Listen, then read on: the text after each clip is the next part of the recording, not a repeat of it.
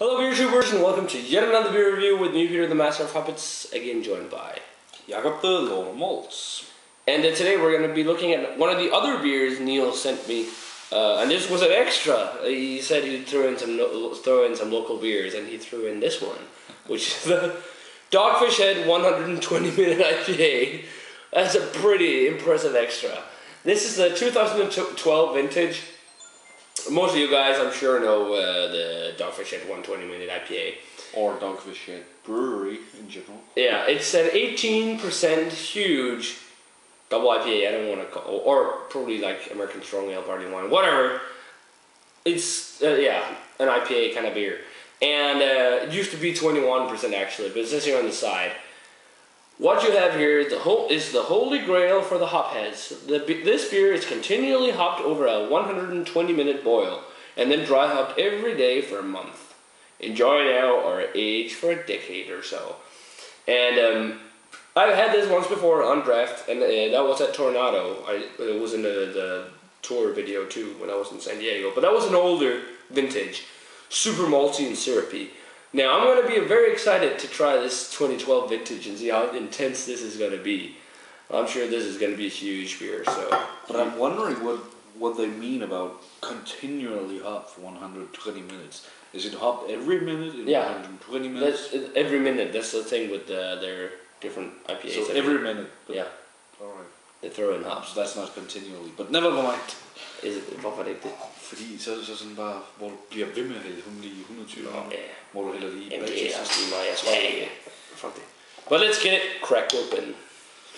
So we got the Dogfish Head 120-minute IPA poured, and it's definitely looks like an IPA, and it's even got a head for 18%. Yeah, that's pretty well done. And it has a hop haze as well. Yeah, it's like a darker orange color. Yeah, if you look at the glass here, I don't see many bubbles streaming up at all. But it's like that darker orange. But I'm looking forward to it if they manage to cover the alcohol. Well, we'll see. Let's check out the aroma. Whoa, that aroma is freaking intense. It's super. It smells like hop extract. Yeah, and we've tasted it. Yeah. Thank you, Brian. David. It's so intense on the hop aromas, it almost smells like coffee. Oh yeah, the bitterness. That's so weird. Yeah. And I think Chad actually talked about that in the 90-minute or something in one of his reviews. And I can see that. But I can see the coffee thing. Almost coffee. Very resinous, very sticky, kind of earthy. Yeah. Very East Coast, piney as well. Some grapefruit too.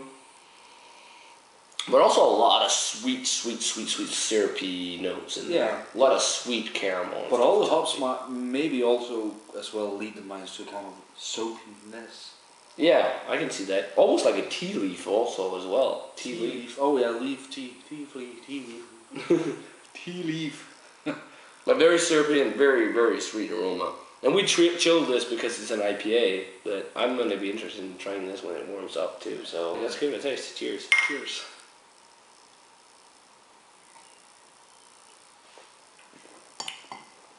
Oh, that's huge. That is huge. It is barley wine huge. Yeah. It's so sticky and sweet. It's definitely got hop flavors, a lot of hop flavor. I mean, I get a lot of the sweet, sticky, syrupy flavors mostly, but it's got that kind of herbal flavor, the pine, the resin, the earthiness too. Yeah. And then again, that almost coffee flavor, especially in the back end because of the bitterness. Yeah, I can definitely. This has have a really high IBU count, theoretically at least. I can definitely see the coffee bitterness kind of taste. Wow, it's super low. It is a sipper. It's huge. I mean, it's 18%. You do taste it, but I think the 18% is not overdone or anything. It's kind of harmonized. It harmonized with it. Because I know some of the recent batches of like their worldwide stout was super boozy and tasted like paint thinner or something like that. This doesn't. And then the bottle I had of worldwide stout, which was from 08, didn't as well.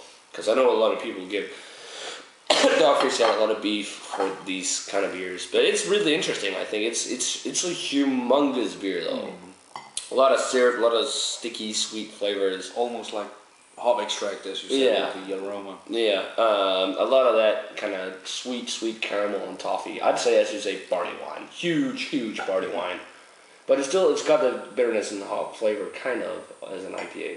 So we're back with the 120-minute IPA. As you see, we didn't drink too much because this is a real sipper. This is a huge beer. It's kind of warm now. We're just watching some TV, drinking this, and it turns into it's much more malty now and much more syrupy. Very big. Much like a very hoppy barley wine. Yeah, a lot of that sweet caramel and stuff, but still, there's a lot of hop flavor still there. I like it a little. I prefer it a little over the more aged one I had on tap at Tornado because I like that hop flavor in there. And I think it's a pretty good beer, actually. It's not anything that's like, wow, this is amazing, but it's just an extreme beer that's really interesting to try. But when it gets hot, heated up as well, it also gets a little more alcoholic spirit. Yeah, you taste a little more of the alcohol. Usually the cold or the cooling it down helps mask that alcohol note. It kind of gets more accentuated. Yeah, but it's still a really good double or Imperial IPA or barley wine or whatever you want to call it. I'm gonna give this an 88. I'm not gonna go up in the 90s range just because it's kind of boozy. It's a huge beer. It's really good, and it's definitely one you need to try if you haven't tried it already, I think, just to get that extreme experience. But rating wise, 89. 89. Yeah, 89. This is a great beer, and if anyone said this was a barley wine, I would believe it. But still, you can see the hoppy component out more. Because I think I do understand what you say with barley wine, but it doesn't have that intense caramel and sweet backbone. But I would still be fooled. Yeah. But I would still class this more or less as a barley wine. Yeah, a little more color, a little less hops, and this was a barley wine. But a great beer, worth checking out with, and all that, 89. So thanks a lot to Neil for sending Dogfish at 120-minute IPA as an extra. We definitely feel this now. Yeah. We drank this in Stone 10th Anniversary Nation, close to each other, so that's two pretty big beers. So we're going to sign off now, guys. Let us know what you think of the 120-minute IPA we've had, especially aged, but also fresh. And we're going to say cheers. Cheers. And we're going to see you guys in another beer review.